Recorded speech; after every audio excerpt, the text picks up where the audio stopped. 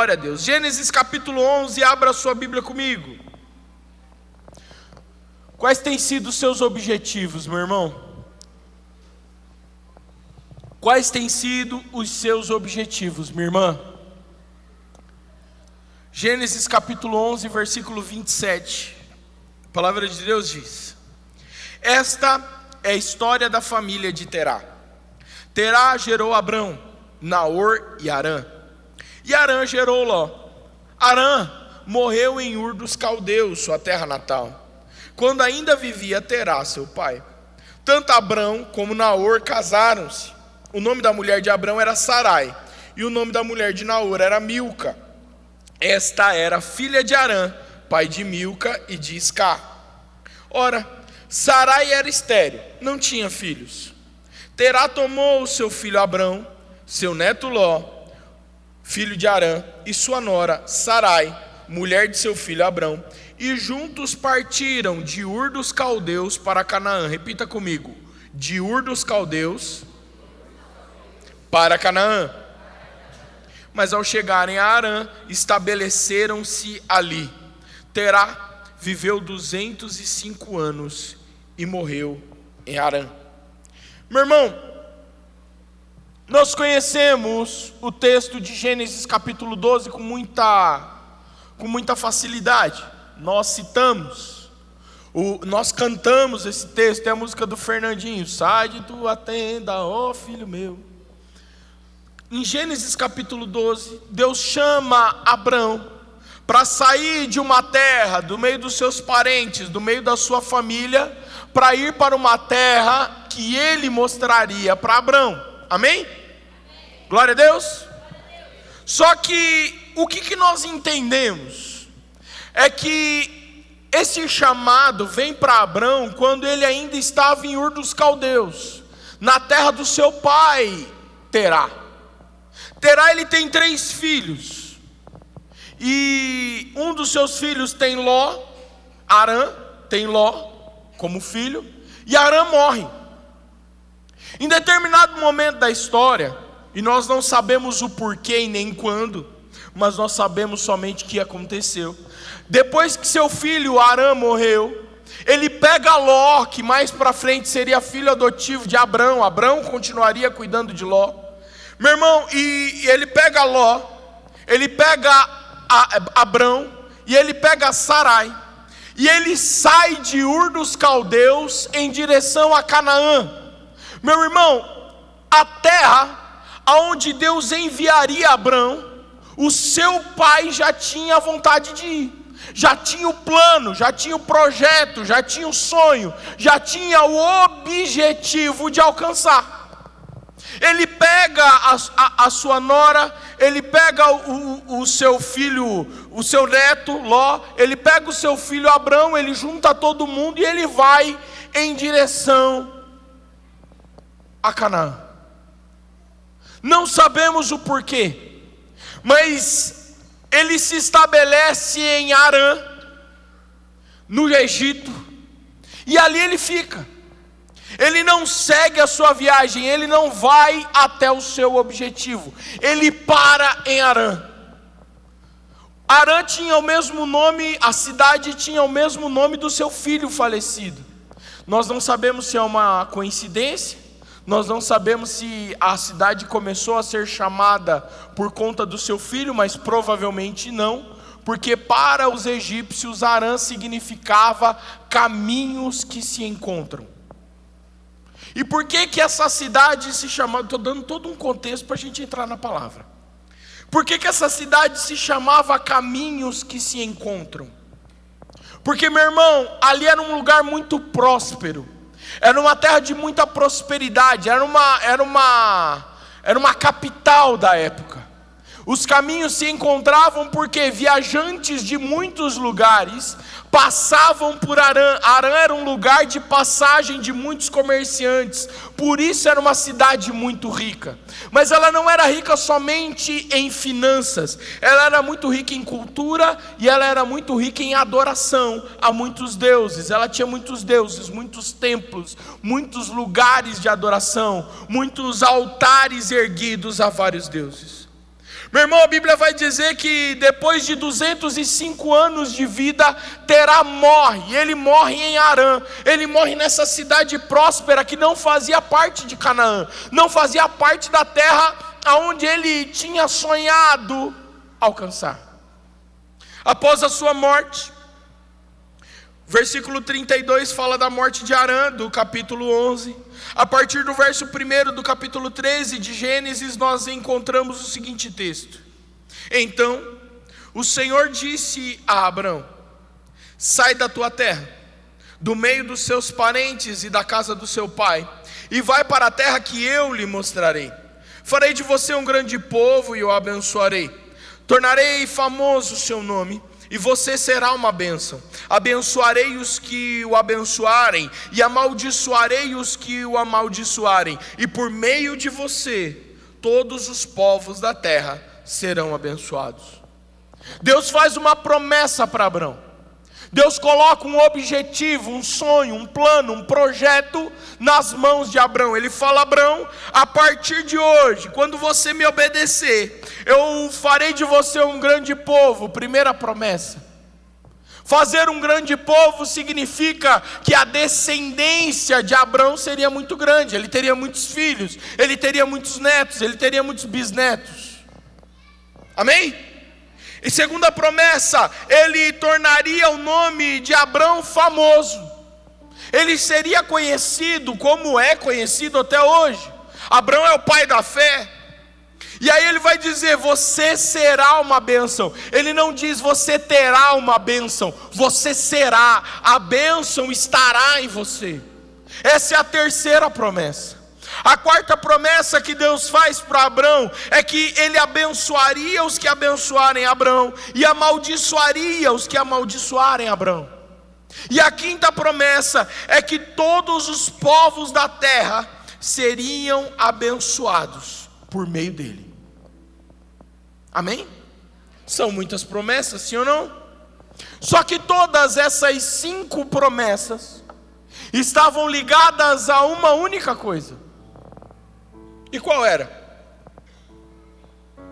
Ser pai.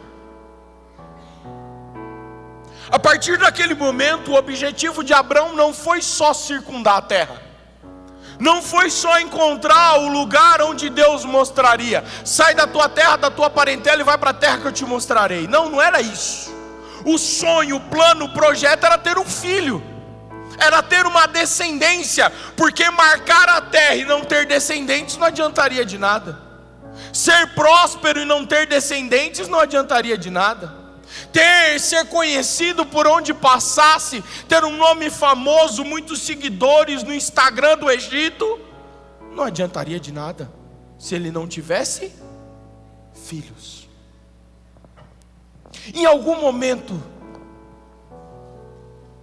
o pai de Abrão deixou o objetivo. Em algum momento ele parou. Nós não sabemos se foi um problema de viagem, nós não sabemos se foi o medo, nós não sabemos se foi o peso da idade, nós não sabemos se foi a fome. Mas a minha pergunta para você nessa noite é: quais são os seus objetivos? Porque todos nós precisamos ter objetivos. Todos nós precisamos de sonhos, de projetos, nós precisamos nos planejar, nós precisamos alcançar coisas. Ai, pastor, mas essa é uma mensagem coach, eu não preciso de coisas, eu preciso de Deus. Meu irmão, você precisa tanto de Deus que a gente precisa fazer as coisas, a gente precisa viver. Porque Deus não quer te pegar e te enfiar dentro de um monastério, para você viver lá só de luz. O Senhor tem levantado homens e mulheres para ser uma bênção por onde passam, amém? Meu irmão, de manhã, no finalzinho da palavra, eu usei um exemplo que é maravilhoso. Uma diarista, ela entra em 5, se ela trabalhar de segunda a sexta-feira, normalmente trabalha em 6 dias, segunda a sábado. Mas vamos jogar que ela trabalha de segunda a sexta-feira. Uma diarista que trabalha de segunda a sexta-feira, ela entra em 5 casas diferentes toda semana. Qual é o seu objetivo dentro daquela casa?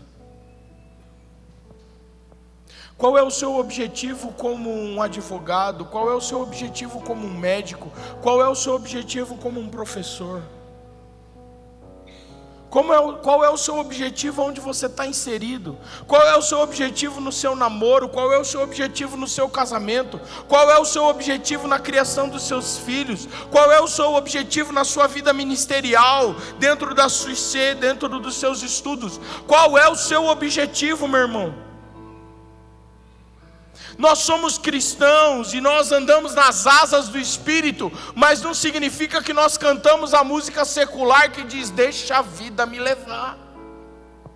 Porque nós não somos levados pela vida, nós ouvimos a voz do Senhor e nós obedecemos, amém? Agora, meu irmão, se a gente não ouve essa voz, se a gente está vivendo uma vida tão frenética, tão angustiante, nós estamos vivendo uma rotina tão louca, que nós não ouvimos a voz do Senhor, nós nos perdemos. Nós perdemos os objetivos, e nós paramos no meio do caminho. A gente não sabe o que fez Abrão parar, mas eu tenho certeza que em algum momento ele recebeu um impacto tão grande, ou ele recebeu um conforto tão grande de Harã, de uma cidade próspera, que ele falou: aqui está muito bom, vamos ficar por aqui. Quem sabe aqui quem sabe mesmo, o pai da fé seria Terá, e a gente estivesse ministrando hoje sobre Terá, o pai da fé, porque teria circundado Canaã, por ter erguido altares ao Senhor em toda a cidade, em todos os cantos, mas ele não conseguiu terminar o projeto. O Senhor escolhe Abrão. Abrão ainda não tem filhos, ele não tem nada, ele só é filho. Eu acho maravilhoso, meu irmão, os chamados dos grandes homens de Deus, porque até o momento em que eles recebem o chamado, eles são um monte de ninguém. Eu amo Davi, meu irmão. A vida de Davi, para mim, ela é impressionante. Só que o que eu acho muito bom quando eu estou lendo o comecinho da vida de Davi, é que o nome de Davi não é citado na Bíblia até ele chegar diante de Samuel. Até ele chegar diante de Samuel, ele é um menino. Menino. Quem que é? Um menino. Qual que é o nome do menino? Menino. Ele é insignificante, ele não tem nome. Mas quando ele é ungido, a Bíblia declara o nome dele: Davi. Abrão é só o filho do Terá. Abrão é só o marido da Sara, aquela moça que não podia ter filhos. Ele andava na rua, e quem é aquele ali? É Abrão, chegou faz pouco tempo aí. Chegou ele, o pai dele e o sobrinho. Ele não tem filhos? Não, a mulher dele não pode ter filhos. Meu irmão, Jesus passava pelas pessoas, e quem é esse menino aí? Esse é o filho do José. É só o filho do José. Quem é aquele outro ali? É o Pedro, pescador. A partir do momento em que esses homens, exceto Jesus, que já tinha um objetivo, se encontram com Deus, tem um encontro genuíno com Deus, recebem um chamado, eles recebem um objetivo de vida, eles recebem um propósito. Quando nós nos encontramos com Deus, meu irmão, eu e você, nós recebemos objetivos, nós recebemos projetos, nós recebemos sonhos, nós recebemos planos que vêm do alto. Terá estava indo para uma terra que manava leite e mel. Êxodo capítulo 33, versículo 3, vai ser a primeira vez que vai dizer que em Canaã brotava, manava, saía leite e mel. Mas ele parou em Harã, ele não chegou no objetivo. O que chamou os olhos dele, meu irmão? O que chama tanto os nossos olhos que nós paramos, que nós não avançamos, que nós nos sentimos confortáveis para deixar de lado? quantos sonhos, quantos planos, quantos projetos têm sido frustrados, porque nós desistimos. Porque a gente acha que Deus esqueceu do plano, Deus esqueceu do chamado, Deus esqueceu da promessa. Abraão esperou 25 anos até que seu filho nascesse. Quem aqui tem 25? Tem alguém aqui? De manhã não tinha ninguém. Tem alguém aqui que tem 25 anos cravados? 25. Uma moça aqui. Meu irmão, é uma vida. É uma mulher formada. Meu irmão, com 25 anos a gente já trabalha. Quem fez faculdade na hora certa já é formado. Eu com 25 anos já era casado, já estava pensando em ter filho. Eu já era pastor. 25 anos. Abraão esperou uma história de vida para que a promessa se cumprisse. Uma jornada de uma vida para viver a promessa. E por que com 1, 2, 3, com 6 meses a gente para, com 1 ano, 10 anos a gente para? Por que a gente não consegue esperar? Por que a gente não consegue avançar no dia da angústia? Por que a gente não consegue avançar no dia do medo? É porque a gente esquece de alguns princípios que eu quero te trazer à memória hoje. E o primeiro deles é que mesmo com Deus, nós teremos desafios. Meu irmão, a partir do momento que Abraão recebe o chamado de Deus em Gênesis capítulo 12, ele se coloca em avanço, ele começa a cumprir, ele começa a fazer. A Bíblia do versículo 3 para o versículo 4 já mostra que ele sai, ele vai. Ou seja, significa que ele não esperou, ele não tardou, ele simplesmente se pôs em movimento. Ele pegou Ló, ele pegou a sua esposa, seu pai já era falecido, e ele falou: eu vou cumprir esse chamado. Ele começa a circundar a terra de Canaã. Ele chega em alguns lugares e começa a erguer altares. Há algum tempo o pastor Jetro ministrou aqui sobre os altares que Abraão ergueu. Ele começa a erguer altares, e por onde ele vai passando, ele vai erguendo os altares, ele vai preparando a terra para o cumprimento da promessa, para o cumprimento do objetivo. Mas aí nós chegamos no versículo 9 de Gênesis 12. Depois Abraão partiu e prosseguiu em direção ao Neguebe. Houve fome naquela terra, e Abraão desceu ao Egito para ali viver algum tempo, pois a fome era rigorosa. Meu irmão, enquanto ele ia passando pelas cidades de Canaã, circundando a terra, ele chega em Neguebe e ele se encontra com a fome. Meu irmão, a Bíblia vai dizer que a fome era rigorosa.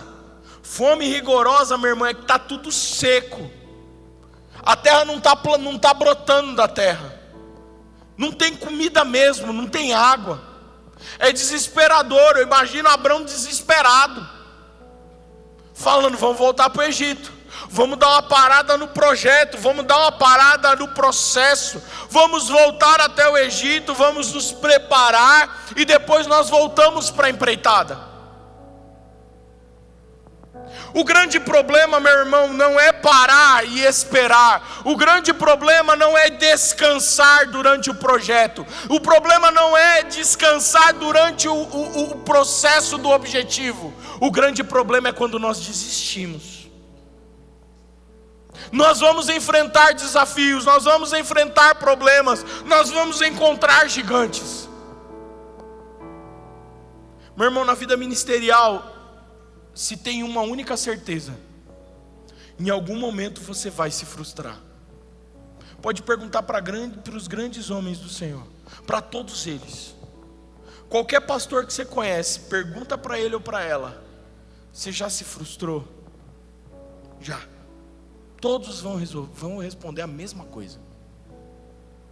Eu nunca me frustrei com Deus, mas com pessoas um monte de vezes. Um monte de vezes. Pastor, você já ficou bravo com Deus? Vixe. Ai, pastor, mas não pode, é pecado. É, meu irmão, aí a gente vai e pede perdão. Mas tem hora que Deus toma decisões que eu não gostaria que Ele tivesse tomado. Aí a gente entra numa sala e eu falo: Senhor, agora sou eu e o Senhor.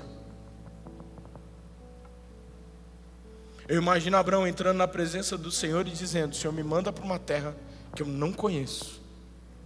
O Senhor me manda para um lugar onde eu não sei onde é. Eu pego tudo que eu tenho, eu começo erguendo altares ao Senhor, e no meio do caminho o Senhor me manda fome. No meio do caminho o Senhor me manda fome, Senhor. O que eu faço? Como é que eu continuo? Volta para o Egito, Abraão. Volta lá. Passa um tempo no Egito. Recupera as suas forças, recupera o seu fôlego. Meu irmão, não tenha medo de enfrentar problemas. A teologia moderna, ela vai dizer que nada de mal vai te alcançar. A teologia moderna vai dizer que você não vai passar por problema nenhum. A teologia moderna vai dizer que só vai ter o tem de bom ânimo. Eu venci o mundo, do versículo. Ninguém vai pregar para você: no mundo tereis aflições. Mas o próprio Jesus Cristo disse para mim e para você: no mundo vocês terão aflições. E aí ele declara: mas tende bom ânimo, eu venci o mundo. Essa angústia, esse medo, esse problema não tem o poder de te parar. Põe a mão no seu peito e repete assim comigo: o inferno não tem o poder de me parar. Satanás não tem o poder de me parar. Eu tenho o poder de me parar. Isso é sério demais. Porque, meu irmão, o diabo ele pode se levantar com toda a fúria dele, com tudo que ele tem contra você, todos os demônios, toda a força dele, todo o conhecimento bíblico que ele tem, mas ele não tem poder para te parar. Amém? Meu irmão, se ele quiser te tocar e Deus falar não, ele não toca. Não. Deus olha e fala não. Mas é que não. Mas não. Acabou. Agora você para. Você tem o poder de se parar. Você tem o poder de impedir o projeto de Deus na tua vida. Você tem o poder de cancelar os sonhos que Deus tem para você. Meu irmão, Hebreus capítulo 11, versículo 8. Pela fé, Abraão, quando chamado, obedeceu e dirigiu-se a um lugar que mais tarde receberia como herança, embora não soubesse para onde estava indo. Lâmpada para os meus pés é a tua palavra e luz para o meu. Lâmpada para os meus pés é a tua palavra e luz para o meu. Porque no dia da angústia, no dia do problema, a luz do Senhor ilumina onde a gente pisa. Ainda que eu ande pelo vale da sombra e da morte, eu não temerei mal algum, porque o Senhor está comigo. É essa palavra que nos impulsiona, é essa palavra que nos enche, é essa palavra que nos dá propósito no dia mau. A gente para porque a gente olha a situação, a gente olha o problema. Mas Davi, quando se sentiu cercado, declarou: eu olho para os montes, de onde me virá o socorro? Meu irmão, isso é uma linguagem de guerra. Isso é uma linguagem de luta, é um exército. Você tem que imaginar Davi e o seu exército no vale, pronto para a batalha, com todos armados, todos com seus escudos, todos com as suas flechas, todos com as suas lanças, todos com as suas armas, preparados com cavalos, com carros de guerra. Meu irmão, e de repente, vindo do alto da montanha, o outro exército. Ele olhando para cima e falando: de onde vai vir o socorro? Porque se eu não tiver socorro agora, eu vou morrer. Se nós não tivermos o socorro do céu, nós vamos perecer. Nós vamos perder essa batalha. Aí ele declara: o meu socorro vem do Senhor, que criou os céus e a terra. Eu não vou temer o que vem da direita, eu não vou temer o que vem da esquerda, eu não vou temer o inimigo que vem à minha frente, porque o Senhor está comigo. Meu irmão, sai daqui em nome de Jesus dessa maneira. O Senhor te deu um chamado, amém? O Senhor te deu um projeto, amém? Se o Senhor te deu um projeto, Ele está com você. Ele está nesse processo, mesmo que doa, mesmo que seja difícil, Ele está com você todos os dias. Em segundo lugar, a gente não pode esquecer do lugar que a gente saiu, porque a gente precisa olhar para o lugar de saída para entender o lugar de destino. A Bíblia vai dizer: saiu pois Abrão do Egito e foi para Neguebe, com sua mulher e com tudo que possuía, e Ló foi com ele. Aqui a situação mudou. Ele saiu de Neguebe e voltou para o Egito. Meu irmão, quando a fome passa, quando os dias de desespero passam, a Bíblia vai dizer que ele tomou de novo Ló, ele tomou de novo a sua esposa e ele volta para Neguebe. Só que olha o versículo 2. Abrão tinha enriquecido muito, tanto em gado como em prata e ouro. Ele partiu de Neguebe em direção a Betel, indo de um lugar a outro, até que chegou ao lugar entre Betel e Ai, onde já havia armado acampamento anteriormente, e onde pela primeira vez tinha construído um altar. Ali Abrão invocou o nome do Senhor. Ele voltou para o primeiro lugar da jornada.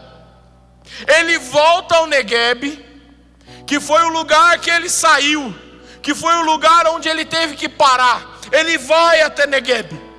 De Neguebe ele volta para o primeiro lugar, para o primeiro poste, para o primeiro local de adoração, para o primeiro altar que ele ergue ao Senhor. Meu irmão, é hora de recomeçar aquilo que estava parado na tua vida. É hora de recomeçar aquela faculdade que você deixou para trás. É hora de recomeçar aquele sonho que você deixou por qualquer motivo. É hora de reatar o chamado.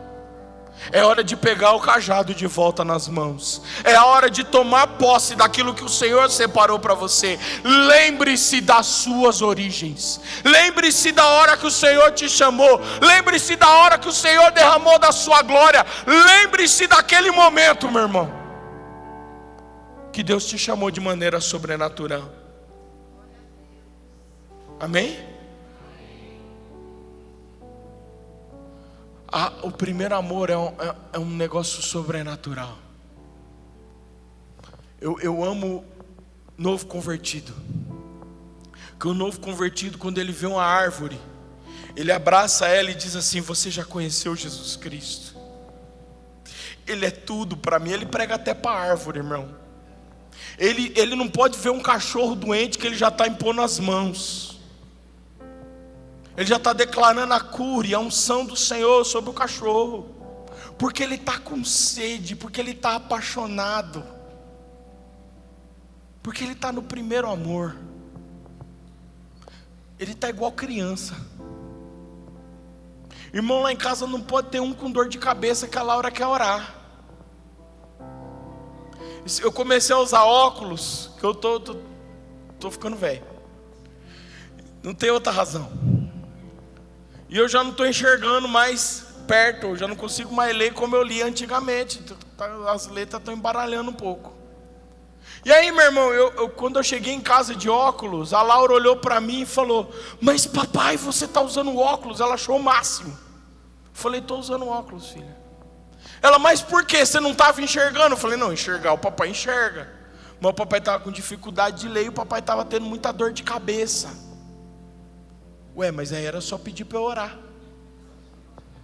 Como assim? Você estava sentindo dor de cabeça e não pediu para orar?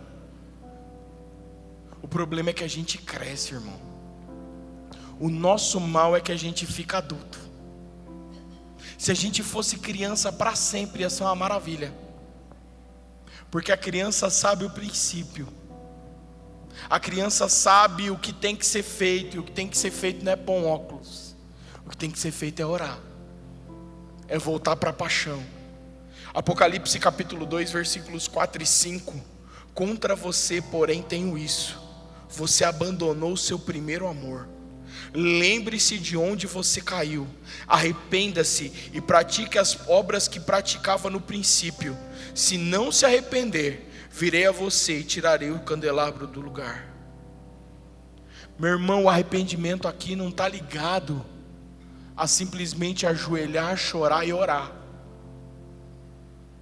O arrependimento aqui está ligado a mudar a atitude, a começar a fazer diferente as coisas, a olhar para trás e falar: Senhor, como é que foi no dia que o Senhor me chamou? Como é que foi no dia que eu me encontrei com o Senhor? Como é que foi no momento em que o Senhor olhou para mim e disse: esse é meu filho? Meu irmão, nós acabamos de cantar aqui: me tirou da minha tormenta. Eu sou terrível a acertar as letras das músicas. Me livrou dos meus problemas, me deu um lugar na mesa, o meu pai não me rejeita, me deu roupas novas, pôs azeite na minha cabeça. Meu irmão, a gente ama esse momento em que o Senhor nos encontrou, mas ali não é o lugar de parada, ali é o lugar de passagem, ali é o lugar em que o Senhor nos transforma e nos envia para viver algo novo, nos envia para viver o sobrenatural. Só que quando a gente vai crescendo, a gente esquece do terceiro princípio.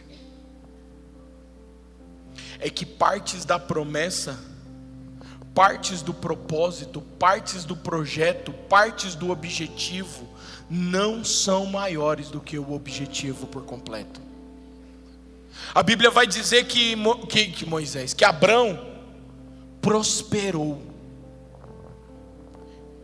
em gado, em prata e em ouro. Quando ele sai do Neguebe, quando ele sai do Egito de volta para o Neguebe, ele vai com pouca coisa. Mas quando ele volta, meu irmão, ele volta poderoso. Ele volta com quase todo o resto da promessa sendo cumprido. Ele volta com animais, ele volta com servos e servas, ele volta rico, ele volta conhecido. Ele está sendo conhecido por todos os lugares. Onde ele passa, já não era mais o filho do Terá. Ele estava passando e lá vai Abraão, com todos os seus bens, com a sua família. Vai Abraão com tudo que ele possui, com tudo que o Senhor entregou para ele. Meu irmão, muitas vezes nós paramos porque parte da promessa nos acomoda, porque parte da promessa nos para. Mas ele está rico, ele está próspero. E no versículo 14 de Gênesis 13, o Senhor aparece para ele e diz: disse o Senhor a Abrão, depois que Ló se separou dele: de onde você está, olhe para o norte, olhe para o sul, olhe para o leste e para o oeste.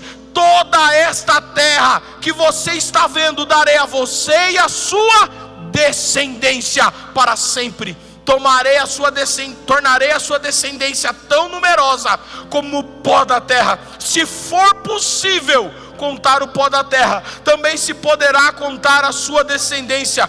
Percorra esta terra de alto a baixo, de um lado a outro, porque eu darei a você.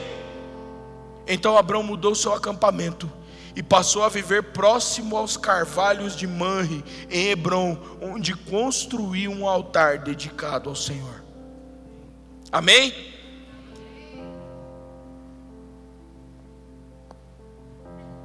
Ele ficou em Betel por muito tempo.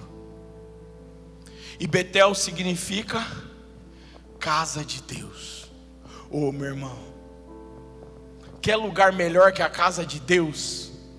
Tem lugar melhor que a casa de Deus? Tem ou não tem? Ô meu irmão, fala para mim se tem. Eu quero estar na casa do Senhor todos os dias. É como Davi declarou: e habitarei em sua casa por longos dias. Meu irmão, quando Davi declara que é bom estar na casa do Senhor, ele está falando de uma tenda. A casa de Davi é bonita, é um palácio feito de cedro. É uma casa ajeitada, uma casa arrumada, uma casa boa. É uma casa que ele vê toda a nação. É uma casa suntuosa. Mas ele fala, é melhor para mim estar lá, na casa do Senhor, numa tenda, porque lá tem revelação, porque lá ele está comigo. Meu irmão, Abrão está morando em Betel, na casa de Deus. Que lugar bom de morar. Onde é que você mora? Eu moro na casa de Deus. Quem é que quer morar na casa de Deus todo dia? Amém?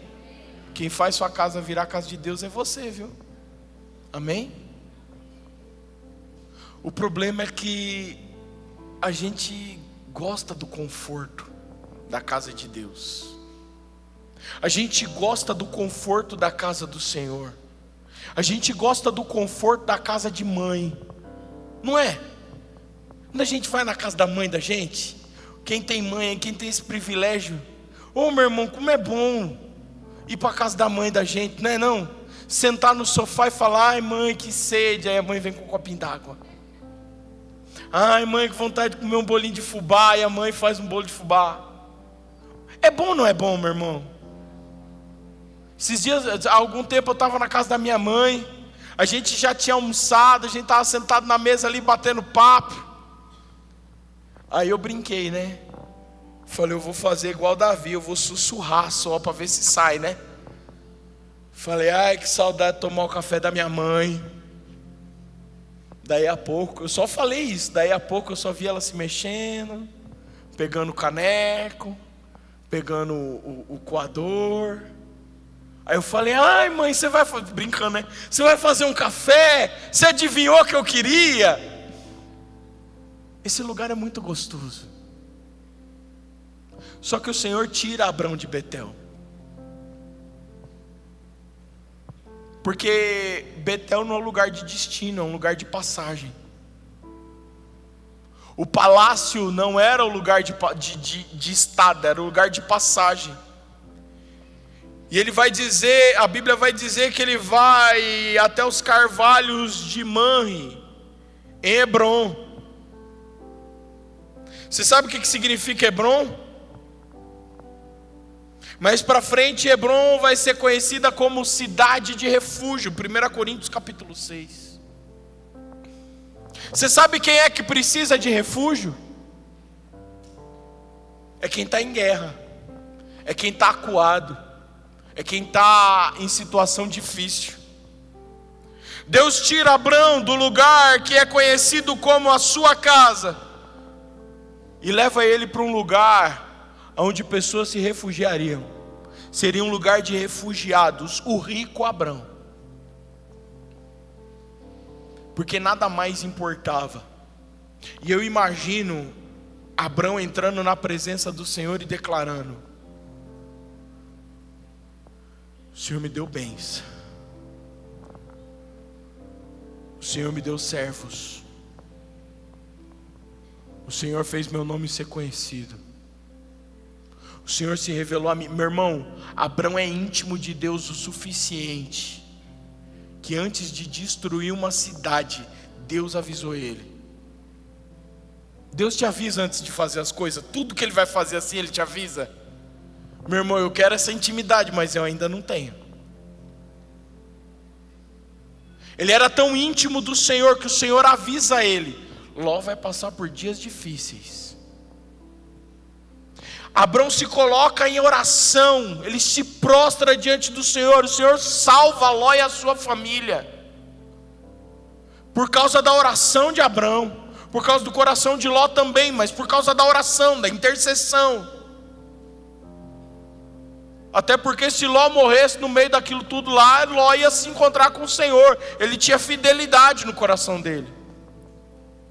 Agora, meu irmão, perceba que toda essa intimidade, toda essa riqueza e o principal da promessa não estava cumprido.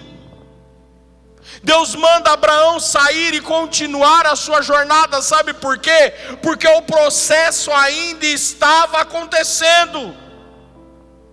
E quando o processo ainda está acontecendo, meu irmão, a gente precisa entender o seguinte: fique disposto não se desvie do caminho. Gênesis 21. Nós acabamos de ler no tópico anterior, Gênesis 13. Gênesis 21, 8. 1 a 8.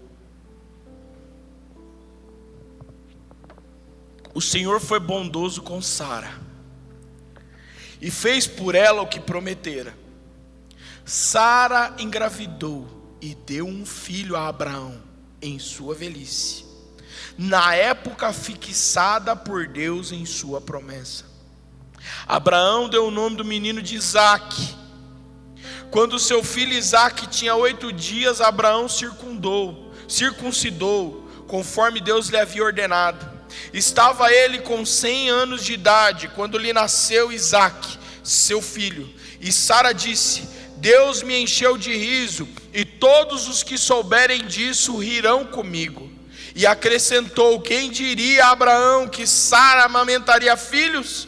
Contudo, eu lhe dei um filho em sua velhice. O menino cresceu e foi desmamado. No dia em que Isaque foi desmamado, Abraão deu uma grande festa. Posso te pedir para fazer uma coisa que só você sabe fazer? Olha para quem está do seu lado aí, bem dentro da bolota dos olhos dela. Mas fica olhando, não olha para mim não. Só fica ouvindo o doce som da minha voz. Olha para quem está do seu lado aí, fixo, olhar fixo. Os casais esperam, irmão, pelo amor de Cristo. Agora dá um sorriso, o seu melhor sorriso. Aquele sorriso de mostrar os dentes mesmo, de comercial de pasta de dente. Dá um sorrisão, mas aquele sorriso bonito que só você sabe dar. Vai, você consegue, meu irmão. A alegria do Senhor é a nossa força. Ai, pastor, eu não tenho motivo para rir. A alegria do Senhor continua sendo força. Se você não tiver alegria, meu irmão, você vai cair no meio do caminho. Conseguiu dar um sorrisão? Amém? É que a gente já está treinando, sabe para quê?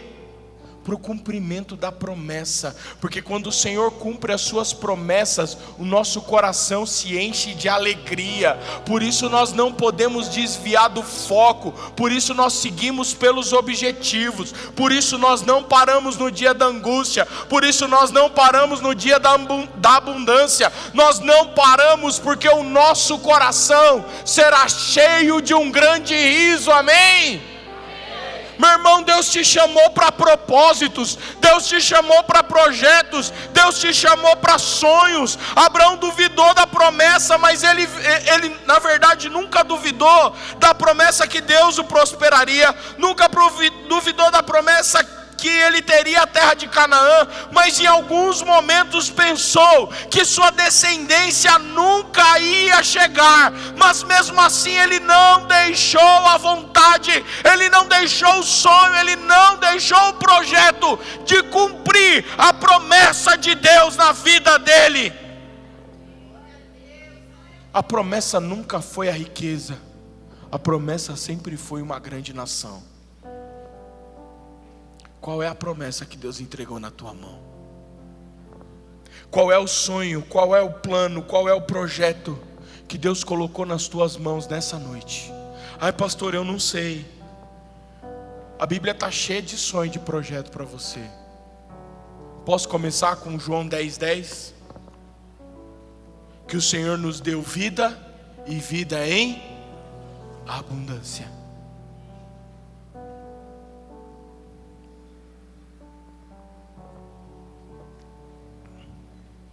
Olha para quem está do seu lado e pergunta assim: quais são os seus objetivos?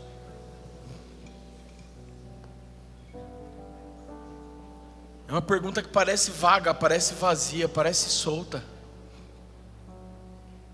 Mas quais são os objetivos que você vai escrever a partir de hoje? Quais são os objetivos que você vai colocar no papel, que você vai se empenhar, que você vai colocar a sua força a partir de hoje? Você chegar para um menino de 9, 10, 11, 12 anos e falar assim: qual é o seu objetivo? Ele vai falar bem rápido: jogar futebol.